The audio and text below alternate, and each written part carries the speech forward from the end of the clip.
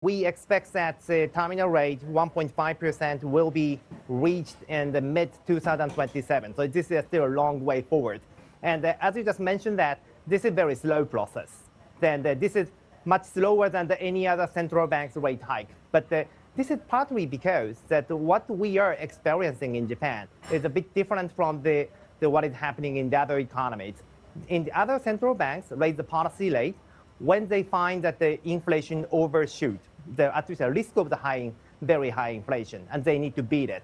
But what the BOJ is doing is the structural change of the Japanese economy, where we have been trapped in the deflation in the last 2 decades. The inflation rate has always been around zero. But now we are moving away from deflation trap and migrating to the new equilibrium where the inflation is normal. So that takes a long time. And indeed, the various metrics show that this process is a very, very slow but steady process. So basically, BOJ is raising the policy rate in tandem with the structural change. So that's why they take a very slow and the modest kind of rate hike path. So that's why we expect that roughly every 6 months. So next rate hike we expect is July 2026. So we'll be watching out for the future path of normalization.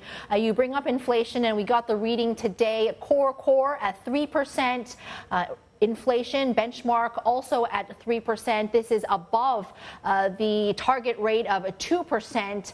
But do you think that the BOJ is comfortable with this rate? Yeah, so 3% is clearly high, especially high for the consumers. So this is a problem. But the BOJ is not that nervous on that. This is partly because the most of the high inflation is coming in the food sectors.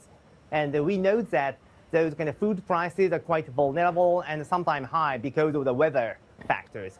And we think that this food price is now decelerating.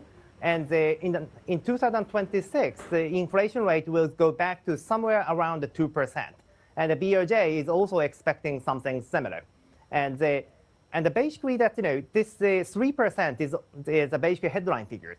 If we just exclude the food and energy, so this is the kind of US-style core CPI metrics.